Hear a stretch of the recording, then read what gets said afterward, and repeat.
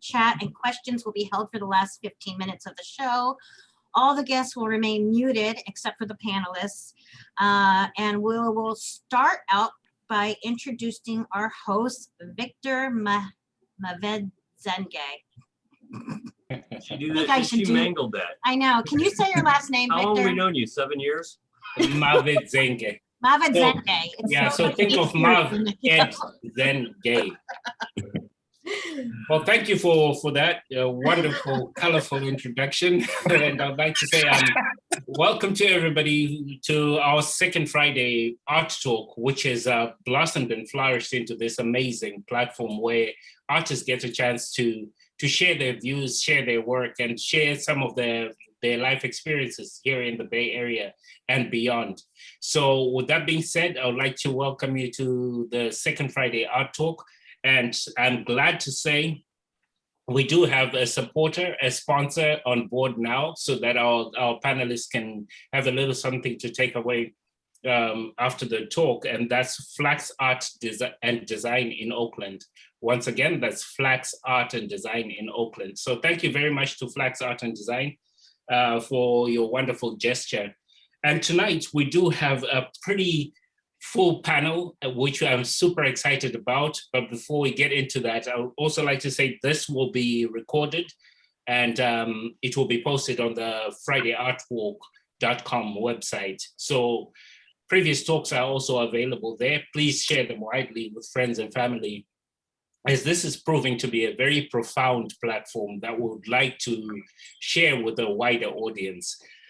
And that being said, I would like to introduce our panelists, and we have Nick, Michael, and May in the house. We will get more into detail about that as we give the artists the floor. A couple of house rules, housekeeping. We will have a Q&A session after the panelists have presented. They'll have about 15 minutes to present. And in that Q&A session, the audience will be free to ask questions. You can do so prior to the Q&A by posting your questions in the chat. So feel free to put any thoughts, comments, or questions in the chat room. We will be checking that as much as possible during the panel discussion. But if we can't do that, we'll reach those at the end of the discussions. That's about 45 minutes into it. That being said, we would also like to, I would also like to mention that one last thing. Oh, my name is Victor, and I'll be the host for the panel. So we're gonna get right into it. And the first question I'm gonna ask the panelists, by the way, feel free to switch the question if it doesn't appeal to you, and tell us a bit about yourself. So we'll start with you, Nick. Can you tell us about a bit about yourself and where you're from? Let's see. Well, originally I am from the Garden State, that is New Jersey, and I moved out to the Bay Area in 2013 because I had a job opportunity working for a souvenir company, which I am still at, and working remotely now. But yeah, so 2013 was a big change. I came from the East Coast to the West Coast, a bit of a, getting used to the culture out here, but man, Bay Area and Alameda for the art scene and all you local artists, great people. I could not have felt more welcome and invited with a bunch of talented, wonderful people in this area. So that was great. I don't know. I mean, that's like such a pointed question of tell us about yourself. I don't know.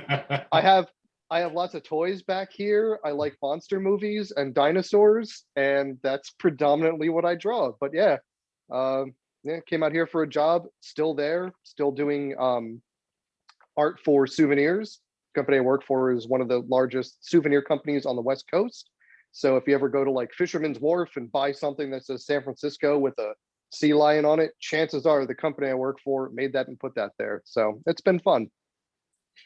Awesome. Thank you so much, Nick. Really appreciate it. Absolutely. All right, moving on to you, May. Could you tell us a bit about yourself and where you're from? Let's see. I was born in Los Angeles. Don't hold that against me. Moved out to the Bay Area when I was just a baby. I was too young to even remember. I was probably about 2 when my parents moved me out here. And since then, I've just kind of lived all up and down the peninsula and South Bay. And I went to school at San Jose State. So that's where I studied art and illustration.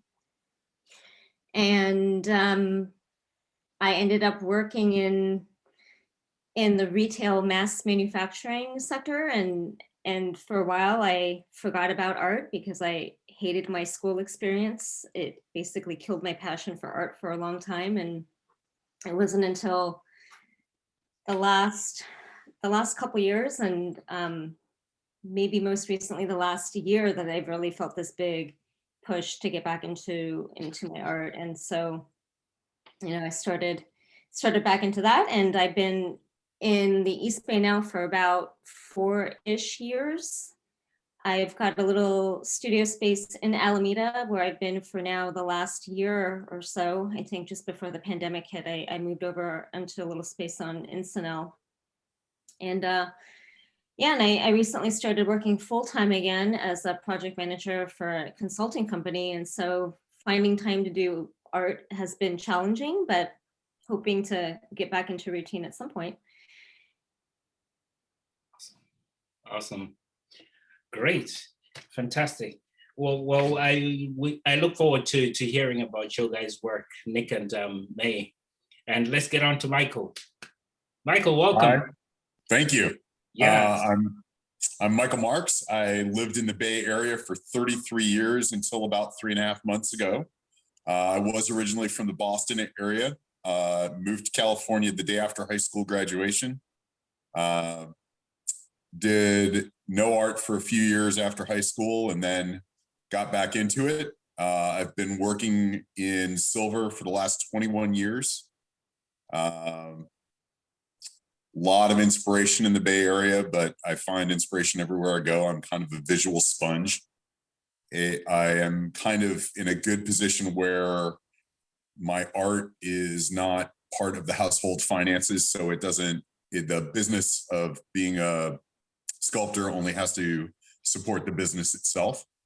And I both produce artwork as well as teaching. So I kind of have my finger in a couple of different areas of the art world, and love what I do. I had a backup career of being a personal trainer that coincided with being a jeweler as well, jewelry designer.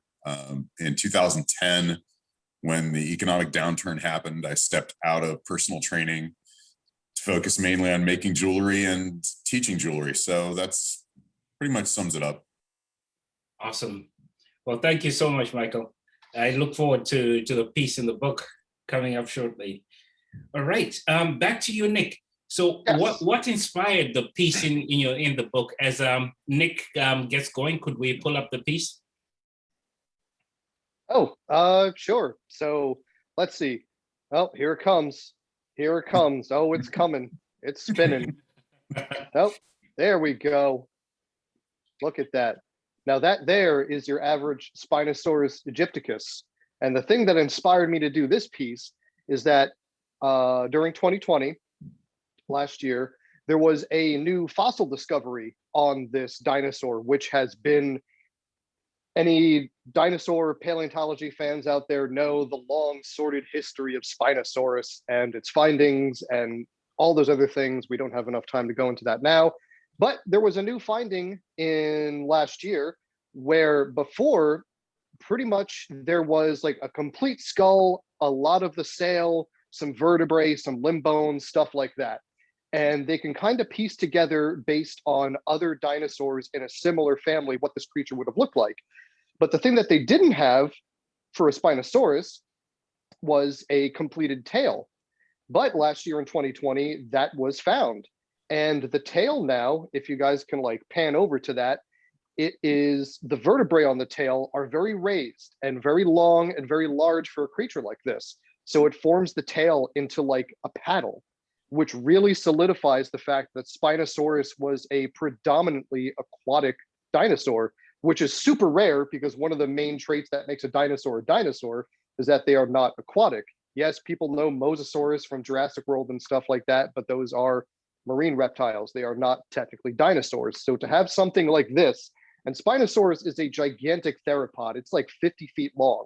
So to have something like this with a very crocodilian lifestyle was a really new breakthrough in not only this creature, but paleontology as a whole, because this discovery of this very aquatic paddle-like tail really kind of put it on its head as to our preconceived notions about what dinosaurs can and cannot do. And it really just pushed the limit to our understanding of this creature and, you know, other ancient life forms in general. Whoa, I did not see that coming. Yes, dinosaurs are great. Dinosaurs are fascinating and wonderful. Don't go to the movies for dinosaurs, read books and documentaries, because it's so much more fascinating than the junk that you see in movie theaters. I love that. I love that. I just want to bring you back to the modern day. 2020 was a pretty rough year. And It was. how do you marry this fantastic world with what happened in 2020? Because it had that doom-like feeling to it, and now I see dinosaurs which were wiped out. How do you marry those two?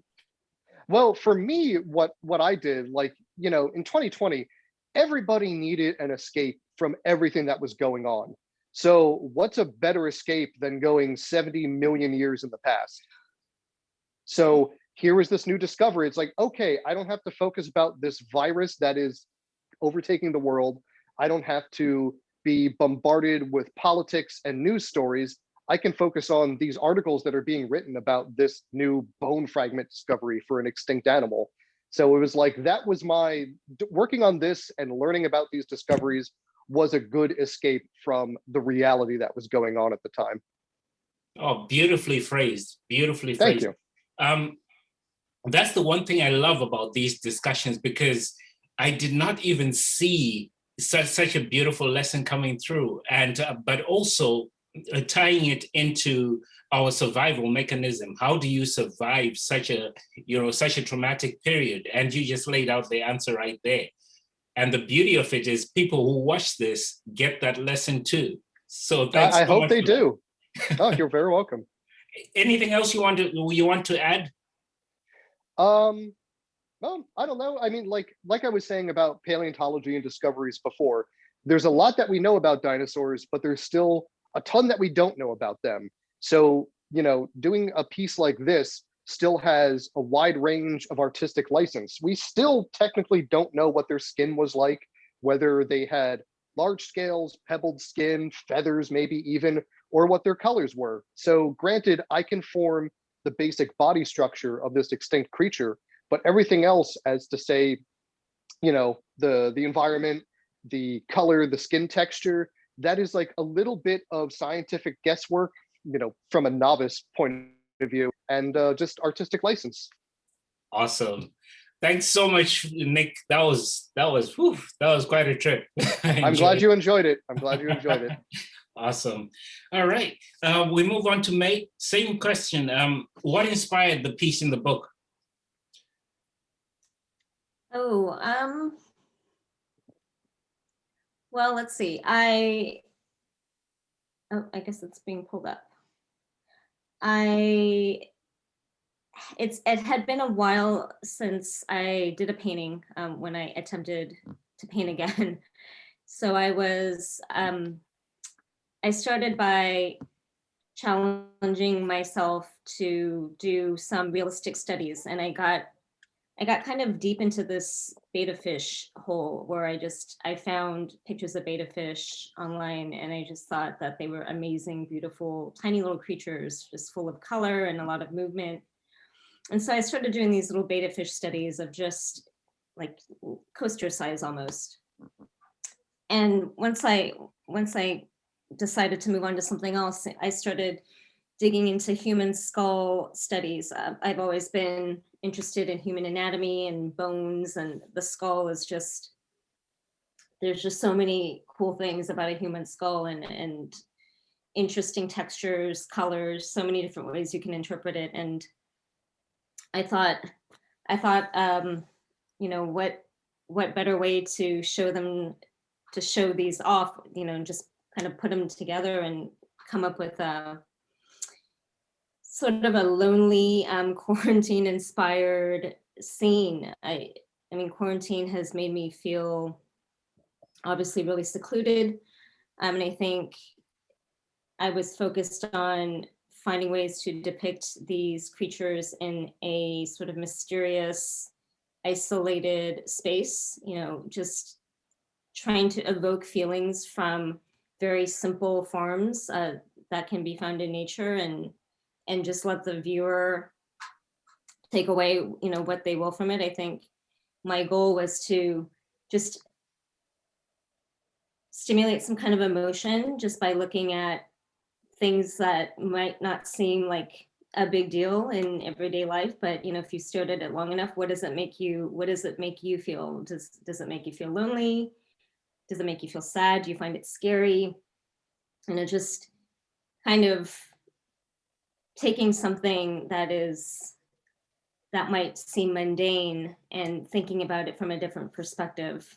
I started, I don't know, I think quarantine has had a lot of impact on the way I see these everyday objects. And I was looking for, you know, not only a way to challenge myself in painting something that was realistic, but I was also looking for ways to play with color, you know, and does a blue betta fish like that really exist in nature? I don't know, but I really liked what glazing techniques could do to something that was, you know, monotone, but at the same time, it's got this glowing effect. And I think playing with the glazes was another aspect I was trying to achieve, you know, just taking these simple shapes and forms and finding ways to really make them pop off the canvas. So it's part make-believe, it's part real, but I was going for really just trying to pull out emotion from the viewer, trying to get them to think about things in a different light, and using the loneliness and isolation aspect from quarantine as a means to kind of bring out that communication. Awesome. Well, it is a powerful piece. Excuse me. When I saw it in the book, it caught my attention, but at the same time, it's personally, I felt like there was a pull and push effect with the work, because I didn't want to confront the skull, but I wanted to know what the fish were about. So, you know, there was this beauty and gentleness of the fish, and then the skull, the stark reality that we're all gonna die at some point, you know, especially now after the pandemic. So it definitely does have that effect on, it had that effect on me. And I would love to hear from the viewers also how this piece makes you feel. Awesome. Yeah, it is a stark reminder of the year. Yeah. Tell me more about the environment. You know, it's obviously in the water.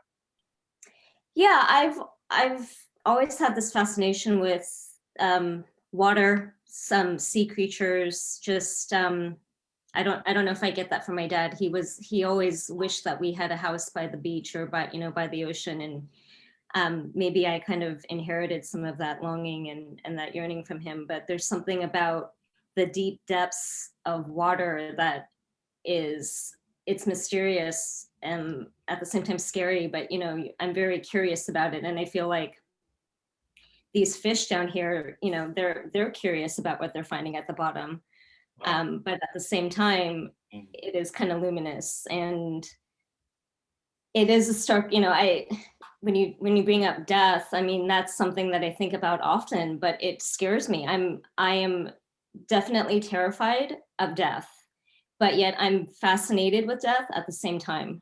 It's this weird contradiction that I find in myself, and a lot of what I like to draw and paint is definitely a little bit on the morbid side. It's a little creepy for, you know, for lack of a better word. But I find that there's a lot of beauty in those kinds of things too. You know, there's something about the progression of what was alive, and then even though it's no longer living, there's still so much feeling in it. You know, there's still so much that you can get from just looking at something that's no longer living. It's taken on a different form and a different kind of beauty. Wow, beautifully elaborated. Yeah, once again, I would love to hear what the audience thinks and feels about that, because death is such an interesting subject to me too. But I'm just the host here, so we won't get into my contribution. Thanks so much for that, May. That was intriguing. It looks like we're on a trajectory where we've looked at two art pieces that have to deal with the past or passing or past events. So I'm really curious what Michael is going to bring to the table. Michael, where are you? I can't see you. I'm right here. Oh, I'm okay. still here. All right. Your video's gone off, by the way. So what inspired you? I didn't turn it off. Oh boy. So we got a bit of a technical hitch there. Okay, so we'll just continue. But just so you know, we can't see you. Okay. All That's right. odd. I didn't change anything on my end. All right. So we're gonna go to your picture now. We're now looking at one of your pieces, the piece in the book. Yeah. So could you tell us a bit more about it? Absolutely. So the medium I work in is called precious metal clay, and it's sort of the third area of jewelry making, in that traditionally there was casting, molten metal poured into molds, fabrication, which was, sheet and rod and tubing soldered together, sawn apart, hammered. And in the late 90s, they developed precious metal clay, which is a completely sculptural form of silver. So the precious metal clay sculpts like a clay and fires like a clay, but the finished product is pure silver. So the octopus has always been something I've been enamored with, both at the aquariums and in classic imagery, especially Japanese woodblock prints. I was lucky enough to see a small Pacific octopus go from one tide pool to another on the coast one day. And I've always wanted to produce an octopus pendant. And so when COVID hit, it really dropped me. I mean, I had just taught a class up in Oregon when literally everything shut down 2 days after I got back. So I had 2 weeks of sort of very nervously watching to see if I had any symptoms, because everything was still so unknown. And then it was sort of a period where I kind of just didn't get into the studio. And then I slowly started pushing myself back into the studio. And I decided that I wanted to challenge myself and to produce something that really took the form of the octopus to the next level within the scope of what I'd done before. And so this piece has a lot of sort of small details in something that literally fits in the palm of your hands. All of the suction cups on the tentacles were hand punched into the material. Getting the tentacle count right and sort of balanced on the overall piece was a challenge. And, the outcome, I couldn't have been happier. I mean, I have a person who, when I want to offer pieces a limited edition rather than a one of a kind, does my casting for me. So we cast a limited edition number of these, and I wear the original every day. And there's not a day that goes by, I think, that somebody doesn't comment on it or ask about it. And it is probably one of my all-time favorite pieces. Beautiful, beautiful. How does it make you feel that out of the pandemic, this came out and it's become a point of attraction for so many people? Really positive. The other thing that sort of was a driving force to doing this piece was the documentary, My Octopus Teacher, which during the pandemic was probably one of the most positive things I got to experience. So all that together really helped me to kind of come out of a very dark place, sort of very, lack of hope, I would say, not hopeless, but just sort of feeling that there was a lack of wind in my sails for a while. To come out the other side with something like this really felt very positive. And then the response to it has just been so overly positive that I couldn't ask for more than that. Wow. That's And, pretty amazing. That what intrigued me as you were talking about it is how you said you pushed yourself to get out of that funk, So can you talk more about that space, that darkness, where we find ourselves and know that we don't belong there? Well, I think the big thing for me was turning off the news, staying off of MSN or any sort of news media, even backing off with how much time I was spending on Facebook that wasn't directly related to art or connecting with other artists was hugely important. The funny thing too is that there's this sort of sad undercurrent to an octopus, which is they're these amazing creatures with very, very short lifespans. And I wanted something that would endure past that and kind of be around long after I'm gone as well. So, this piece has several levels of meaning. I'm sure a therapist could tell you that I'm maybe attaching too much or not enough to it, but the ability to produce beauty to me, or controversy, or start a conversation with what I do is really what it's all about. And if it can make somebody happy, if it can make somebody think, if it can make somebody go, wow, I mean, that's that and the response to the piece once I started showing it around helped to continue to pull me up out of that sort of negative place. Beautifully put, beautifully put. As you might have seen, that was already the third question about how the quarantine impacted you, and beautifully answered. Thank you so much for that, Michael. My pleasure. Yeah, awesome. So with that being said, we're gonna reel right back to Nick and ask the question again. I know you partly answered that when you talked about the piece that you did, but can you speak more about how quarantine impacted you or your work? Well, quarantine definitely impacted me because not until recently I had been furloughed from my job. I am an art director at a souvenir company, and with everything being shut down, there's no parks or places for people to go to buy souvenirs. So I was kind of here, and at first it was really good because it's like, oh, I can work on all these personal projects, which was great. But after a while, I don't know, it started making me rethink life choices and like, oh, what really is important in this world? Do we need another souvenir mug? Blah, blah, blah. But can't really think about those dark things. And you kind of have to push on.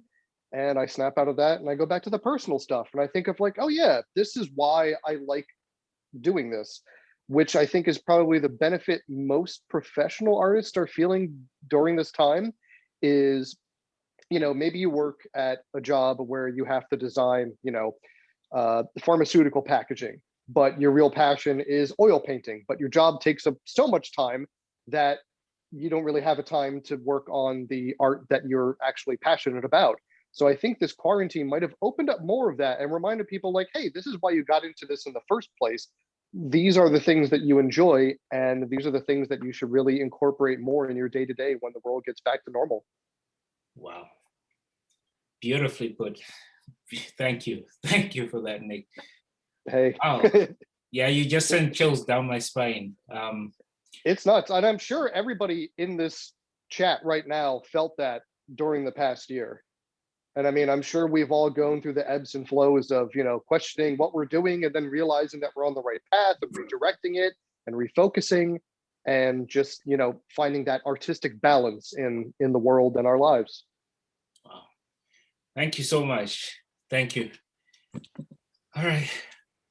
May, moving on to you. I know you said the quarantine really impacted you. I want to preempt this question by saying that you don't need to go into this. It might be triggering for you or some other people. So if you're comfortable to talk about it, please do share, and how you managed to, overcome that. Yeah, I think Nick touched on something that I can relate to in terms of having to make a shift from having a full-time job. I was working full-time at a job that I hated.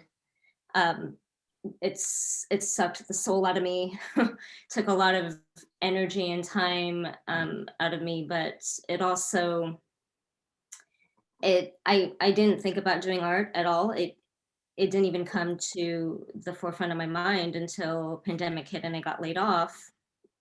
And I also sprained my ankle in March.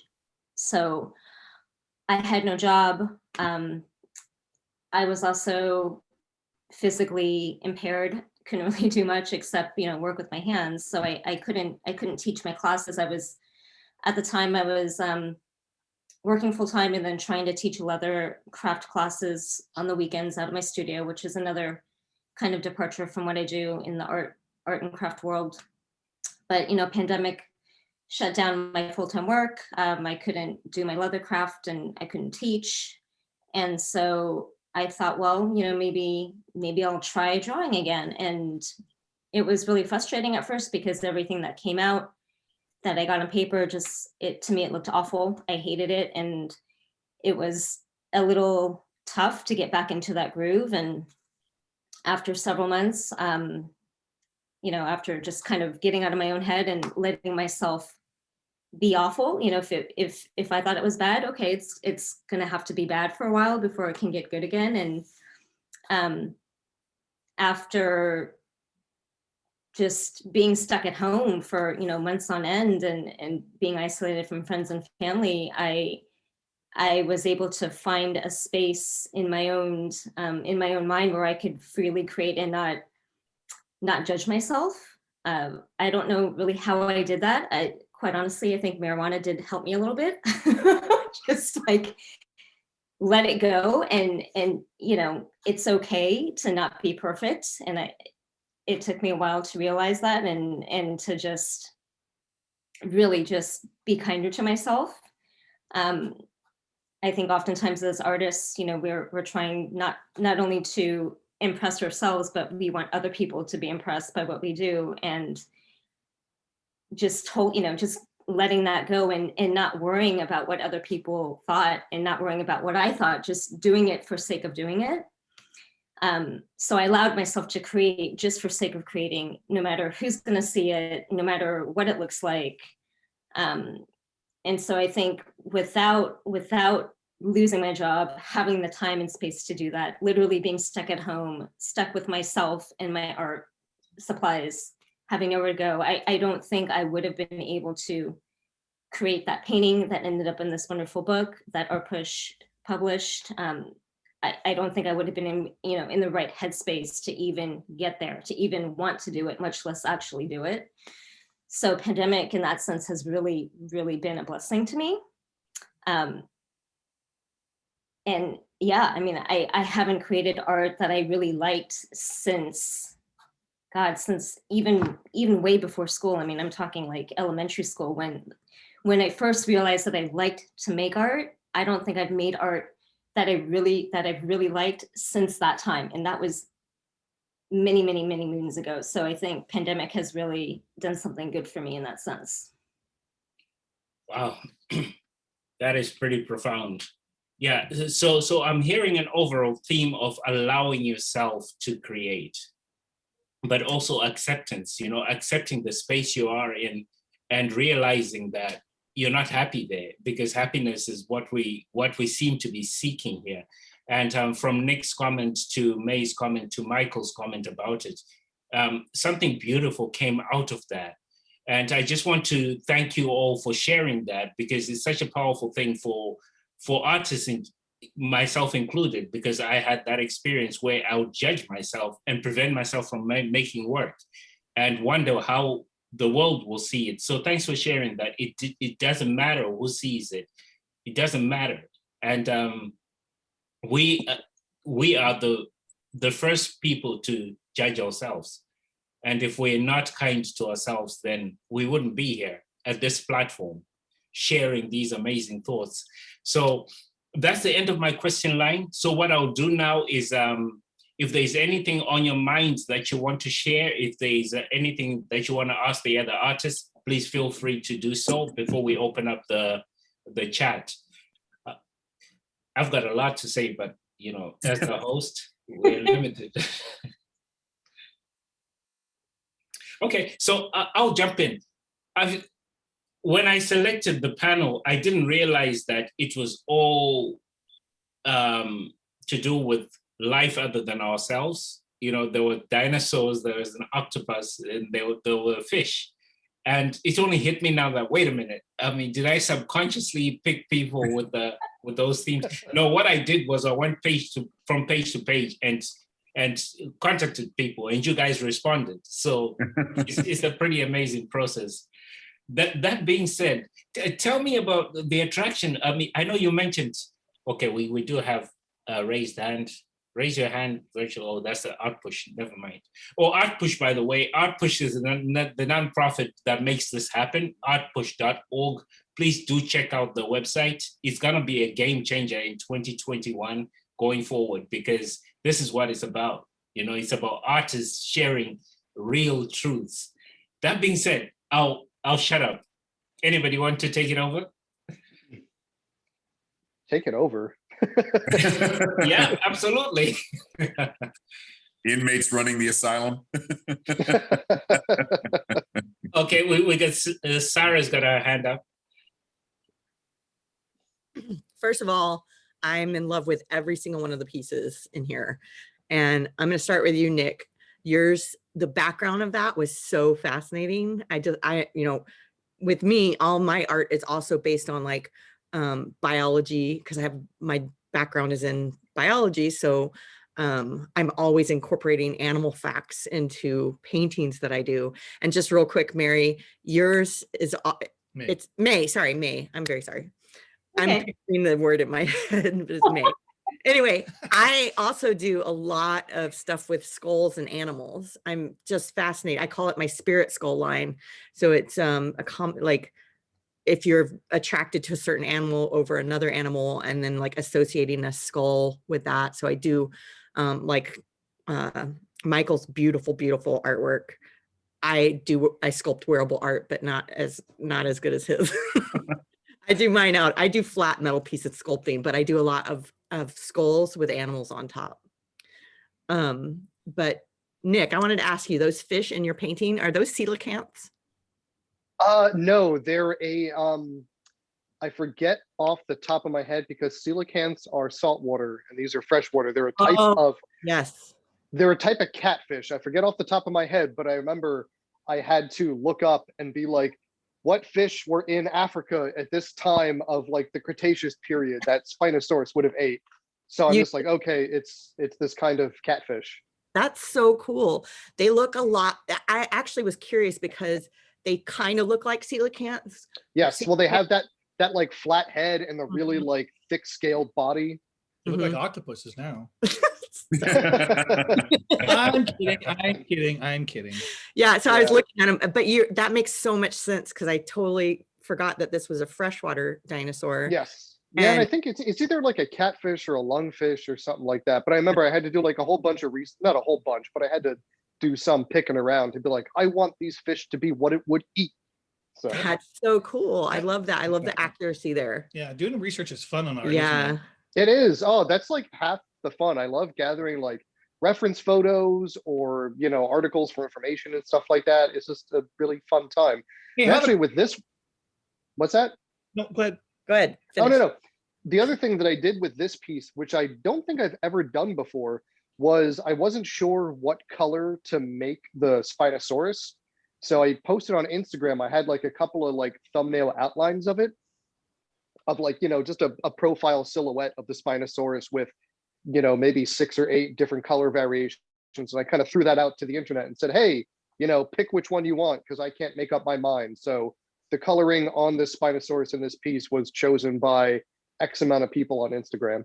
That's very cool. I was wondering I was going to ask that actually, how you came up with the color pattern for this. Yeah, I mean, I had a bunch of different options, but it's mainly like, you got to have them like stripes, they blend in, and there's a sail, so that's clearly a display function. So you want to splash a color on there that's not really on the rest of the body and all that kind of stuff. But to come up with that combination of like tan, brown, gray, orange, and like a turquoise, that was all, people choosing that on Instagram.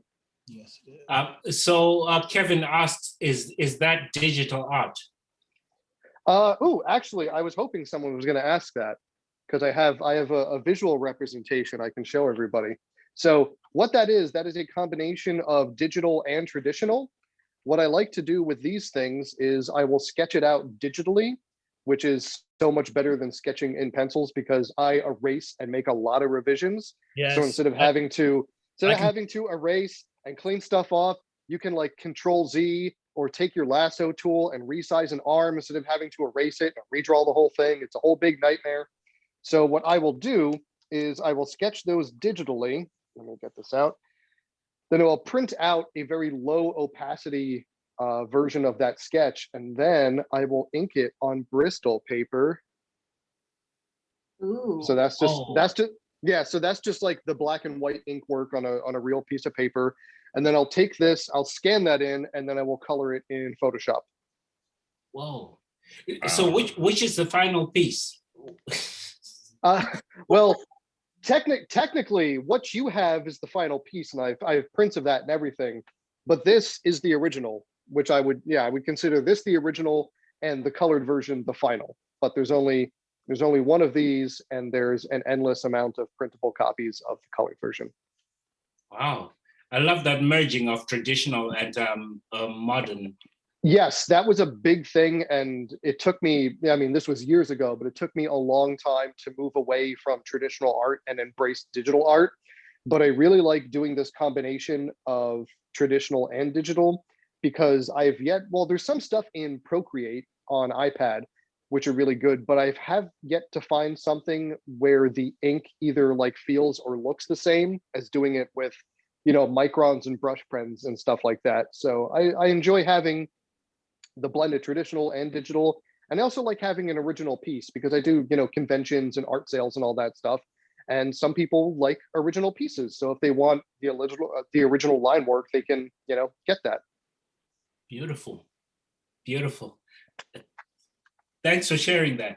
Absolutely. I'm glad someone asked that, because I really wanted to show off that black and white piece. Oh, awesome. You should have just shown it off, the first time around. Hey, I'm only here for this. Michael and May, do you guys want to share anything along those lines, or anything Sure. else? I mean, what would you like us to sort of riff on? I mean, I work constantly on original stuff, very much like Nick does. I take certain pieces into production, either for duplication, durability, an ability to have a limited edition for people who can't necessarily always afford an original. I just got a shipment in of a bunch of bats, so I'm going to take my camera rec. This is currently what is on my desk. There are 19 bat rings. There are links to make bat bracelets, and I have bat earrings that I literally, while I was waiting for the meeting to load, I just put these onto ear wires. Those are great. It was really funny. I'd never done bats before, and then all of a sudden it was like, time to do some bats. And then I just did a whole round of sea turtles with glass in the bodies. So, in a funny way, the upside, and I'm not saying this to downplay the pandemic, but I kind of had to roll back my mental tape about sort of the history of art and how horrific things tended to create almost mini renaissances, right? You think of the plague and the dark ages. Well, the art that came after it may not have been pretty, but it was pretty amazing. And, you sort of look at what drives artists, and it's very often at the darkest of times, we want to be that candle. We want to be that one bright point. both for ourselves and for the general public. And so I've probably produced more since the start of the pandemic than I have in any other year, just in sheer volume of work. There were weeks where I was finishing 7 to 9 pieces of jewelry between Monday and Saturday. Wow. And, you know, a piece can take anywhere from a couple of hours to 20 to 30 hours over time. And so being driven to produce at that level was amazing. And so with sort of a bit of a glimmer of light at the end of the tunnel with all of this, you know, I'm hoping I can keep the momentum and the pace up, because it feels really good, and it certainly feels good to be making things. Awesome. We do have a question for you, Michael, in the chat. Do you sketch out your pieces before sculpting? Almost not at all. The problem is unlike the majority of artists that are in the book, who are people who draw and people who paint and do that sort of image manipulation with any one of a number of tools, if I do a sketch, very often the outcome doesn't quite match the sketch. And so I don't know how I should feel about it. Just recently, I did start sketching a little bit more, but mostly they're really crude line drawings with a lot of reference notes on them, so that if I have the idea and I can't make it at the time, it gives me something to refer back to, whether it's a technique or referring to another piece. But most of the time, no, I just sit down and work. You know, it's plugging into the artistic unconscious is what I call it. I sort of just zone out and get to work, and there's music going in the studio and stuff gets made. Beautiful. I like how that ties into what May said earlier on about allowing yourself to create, just giving yourself the permission to do it. All right. Sarah, you have your hand up again. Yeah, I was super surprised to hear that you don't sketch things out. But then, I mean, I started to think about it, and I was just saying to Dave, I was like, wow, well, you know, I've not done anything with a precious metal clay, which I'd love to do. You know, I've talked to you about that before. But when I do 3D sculpting, I don't sketch it out either. I just kind of go with the flow of where the piece feels like it wants to go. I have an idea in my head, and then I just kind of work with the material till it gets to something like what I'm envisioning. Sure. But yeah, that's interesting though. It's like, well, so a lot of my work follows what I call the rule of 3. Mm-hmm. So I have the concept, I'll do a very small version of it, very, very, very often, very little detail, very little texture, sort of an early maquette. And then the next version 2, is sort of elaboration, right? Make it a little bigger, a little more detail. And usually by the 3rd version, it's fully realized. And I can look back at the previous 2 and go, okay, this worked, this didn't work. You know, this octopus, the first version kind of looked like it got run over by a steamroller. You know, the second one looked like it got punched between the eyes. And so finally, by the 3rd one, the balance comes out in the piece. And I know for a lot of sculptors that there's always a maquette phase, especially with large scale sculptures. You're not going to make a 12-foot tall sculpture the first time around. You're going to make something tabletop sized. I just happen to do it where very often the 2 versions will pay for the materials involved in the 3rd version. that you just answered my question, because I was like, doesn't that get expensive? Because I know precious metal clay is not cheap. I really do try to sell as much as I can, you know. For a while, I was even selling my masters to a collector that I have. And then I started realizing that if I ever wanted to put pieces back into production,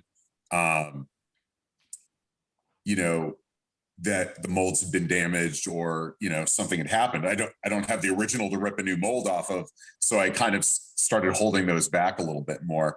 I saw a question pop up on the screen. Do I use gems and other materials in my work? I use a lot of glass because I've started doing my own fused glass instead of sourcing it out from other artists. And I just got back into enameling on silver to add color.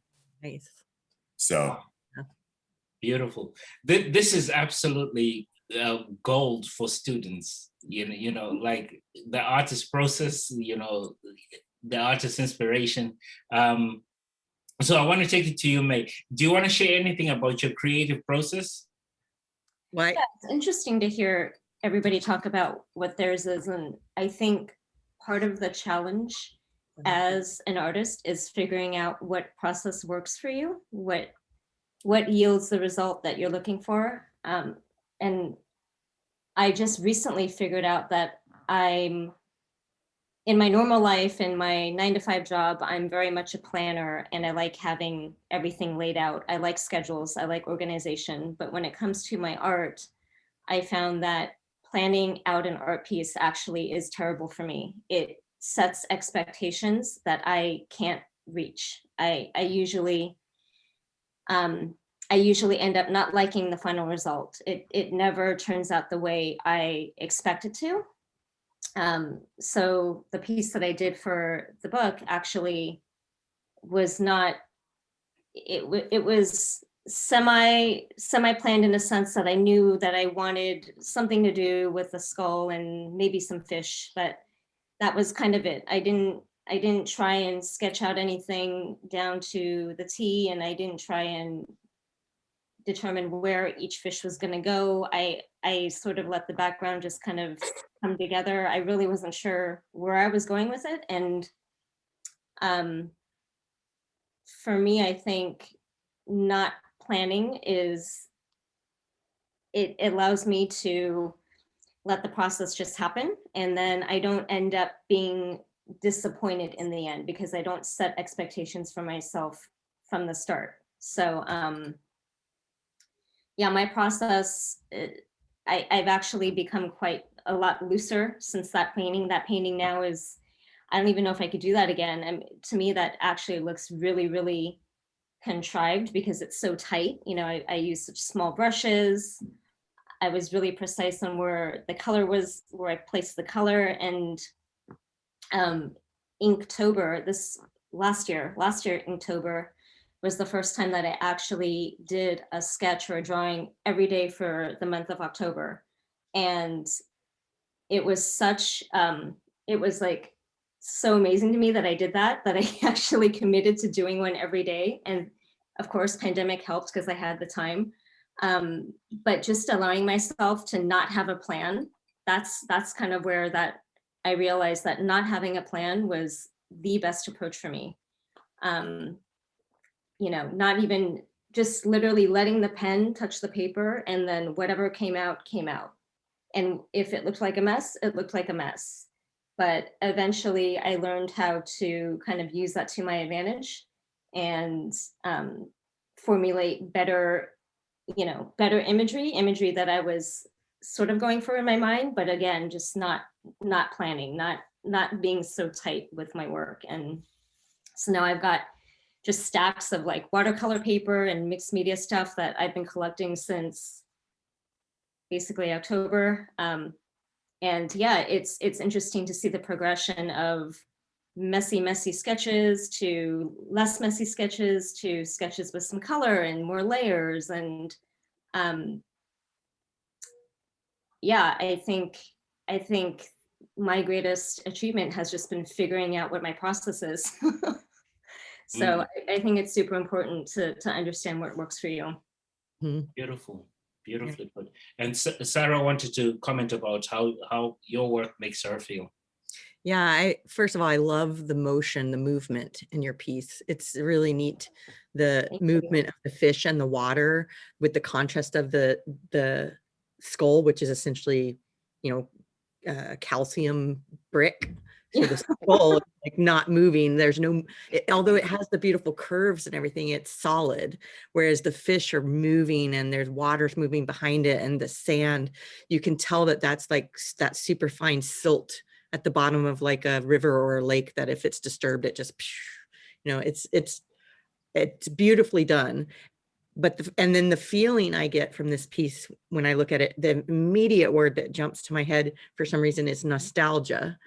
And also peacefulness. I mean, some people would look at it and think like, I love to do shows on Memento Mori that show the concepts of death, life and death, mostly death in art. And it just shows the cycle of life. But the whole reason it makes me nostalgic is because it makes me think of the past, people who have passed or people who are gone, not necessarily anyone I know even, but like just past eras, past lifetimes, how many people lived on this earth and their bones are still here, and how many people made impacts in the world and their bones are still here somewhere. You know, it's just, it to me, it brings a lot of just thinking of past events and past lifetimes and a bit of peace and nostalgia. So I really appreciate this piece. Oh, thank you. I'm so glad you mentioned peacefulness, because I also feel that when I look at it, and I don't think that's a typical feeling that somebody would get from looking at a skull. Exactly. Yeah. That's, I think we have a similar view on the whole memento mori concept Yeah. and Yeah. skull death. And I mean, I'm just fascinated with even paintings that portray like decay. So before it's to the end of the process of death. But and similarly, I've painted a watercolor painting, really big one, of a giant tarantula with a little elfin girl curled up on its back, and I get the most extreme responses to that painting. People either hate it because they're terrified of spiders, or they love it because they see well, they're fascinated. So like Nick, I like to include a lot of facts about my pieces in it. And like this one, spiders purr like a cat. So, oh, thanks, Kevin. You saw my piece. Yeah, at AIBC. Yeah, that's the one. Yeah. So whenever I get scared or I'm having like an anxiety attack, I meditate by imagining myself on the back of a giant tarantula, because they're soft. They got the soft fur and they purr and they have little paws on their feet. They're so Okay, you're freaking me out now. I'm petrified of spiders, snakes, toads. I'm done. Toads. End of story. I must say we do have a time check. It's 8:28. We've got 2 minutes to go. We won't wrap up right after, but I just want to thank artpush.org for putting this together. FridayArtWalk.com is where all these discussions will live. So do spread that around. People with the book on their coffee tables that I've spoken to have really lauded the artists in there. They can't thank me enough for giving it to them. And I'm like, hey, you haven't seen the best of it, which is the artists talking about their work. So the compliments are coming in, and it's all thanks to you guys who so generously gave their work to make this happen. And finally, last but not least, I'd like to thank Flax Art and Design in Oakland for sponsoring this panel, because each panelist will walk away with a gift card to Flax Art to buy supplies of their choice.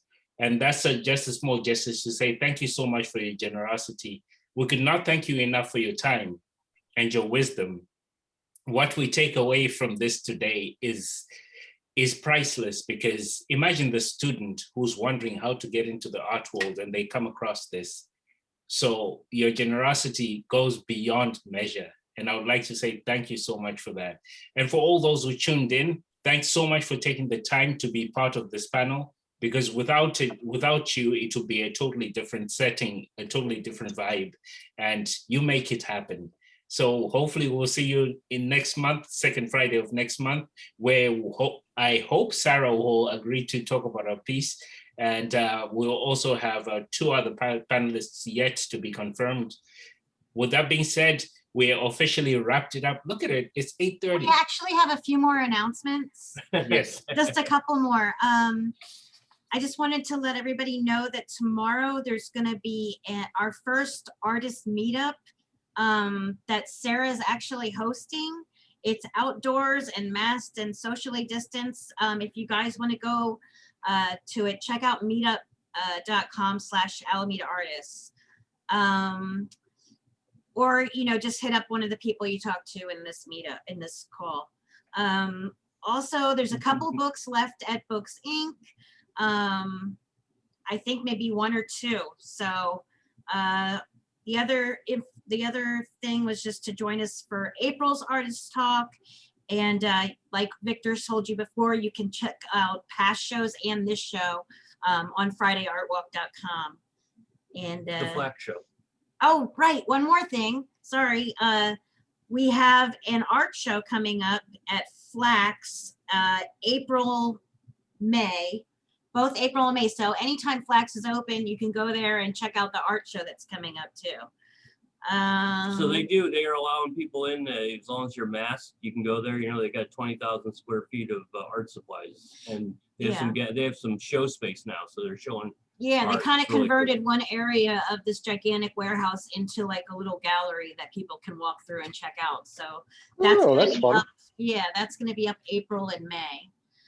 And We're gonna get Howard and Sarah have And- something to make. yeah, So we're gonna- Howard and we are going to officially wrap up, but we'll go ahead and you guys are welcome to stay on, and anybody that wants to leave can leave. We're going to open it up just for open talk now. So It's like well, as soon as we let Howard, I'm gonna let Howard and then Sarah go. Yep. So Howard, unmute. thank you, Victor. Yeah, thanks. My pleasure. Fantastic. Thanks, man. This was great. Thanks, Victor. Thanks. Yeah, thanks a Are lot. we unmuted? Yes. we're on Yeah. mute. Well, with due respect to all the artists here, I just like to express appreciation to the people who developed Zoom. It's enabled, during this pandemic, it's enabled us to make whatever communication and contact that we're able to. I mean, it's really, And we just it's sort of, free. we take it for granted as part of our environment. But somebody actually had the foresight to do this Right. and to make it available to everybody. And I just wanted to, having been a software developer myself, I want to make it clear that we should be appreciative of that. Absolutely. Thanks, Howard. My question was for Art Push and Jess. I thought it was for Sunday. What's Sunday? The meetup. The meetup was Sunday. Oh, is it Sunday? Yeah, it's supposed to be Oh. Sunday the What 14th what did I say, tomorrow? tomorrow. Oh, sorry. Guys, I the haven't, 14th. I feel like you probably know. Yeah, it should be the 14th, better. Sunday the I- 14th. I can check And it right now too and make sure that the meetup page is right too. Yeah, and I it's want to go tomorrow. no, it's in the You're free to go. It's a park. it's the park on Park Avenue. Right It's across the street from us. yeah, Oh, and it's Michael, just so you know, the Flax gift cards are good for in-store or online. So you'll be Oh, able to great. use it. Yeah. Yeah, you just have to Cool, let us, thank you. all you guys, you can use the one, you can get an online card or you can get a physical card. You just have to know which one you want. I think We'll you, reach out to you Yeah. after the meeting. Cool. So all and right, I'm we're just good. still checking this out to make sure that So Oh, what is the art meetup on it Sunday? is Sunday. It is Sunday. It's an outdoor, go ahead, Sarah, you tell her. Oh, she's muted. no. So yeah, so I have been wanting to do a art and nature, like a nature journaling workshop for a while, and so this will be my first. I've been researching it and like thinking of creating classes and stuff for workshops, and this will be my first foray into that. So we're going to meet at the park in off Park Avenue and Encinal, just literally like not even a full block away from Park Street, and it's a beautiful little park. The closer to the bay side I'd want to meet it because it's more crowded, closer to Encinal. Mm-hmm. And just the first class, well, the first time we're going to do this, we're going to do a study of trees. And so I just want to talk about like how it's amazing to me. My background is in science, but artists and scientists have a very strong Venn diagram overlap of just personalities, types of viewing the world, techniques they use. So scientists and both artists are very observant. And I just want to use this as a way to show artists how to be observant in nature, kind of like a scientist. So taking the scientist aspect of observation and incorporating it into art and observing nature. Do you think that'll be something that will be recurring every I'd like it to tour. be, I really want to develop a whole workshop on this. Like, tomorrow's is a little bit more, I mean, Sundays is a little bit more open. So you can come in, do what you want, but I'll just give a little talk on like just the whole observation thing. Eventually I'd like to have like a little bit more focus on like specific birds or pollinating patterns with insects, or even just one of the things I think is really cool is to just take a 1 foot by 1 foot square piece in the park and just sit there and observe what's in front of you in that 1 foot by 1 foot square piece of grass, because there's way more life there and way more activity than you'd think if you're not sitting there and specifically watching it. So it's just a kind of a combination of my two passions, art and nature. Oh, that sounds like fun. Yeah. Hopefully I'll this will be my first time doing it, so this will give me some if any of you come, I'd love feedback, because I'd like to figure out ways to improve it, ways to make it more interesting, just kind of ways to develop it into something interesting for people. Awesome. I just want to comment on Robert's piece. Robert's left a comment in the chat. Awesome all. Love the art talk. See you next time. So thank you all for the contributions. And Sarah, that's amazing. That's a great way to get people out and engage. Mhm. And we Yeah, have I like another that comment. concept. Just a heads up, we're going to sign off. We'll be in touch with you guys after about the flax cards. See you all Sunday. Meet up, Alameda Artists. Thanks to everyone for coming out. And with that, I'm also going to sign out. Once again, thank you for the inspiration from dinosaurs to octopi to skulls and fish. It's just an amazing journey on a Friday evening. And yeah, all I'll say is thank you. That's the most Thank you. I can say is, Everyone. yeah.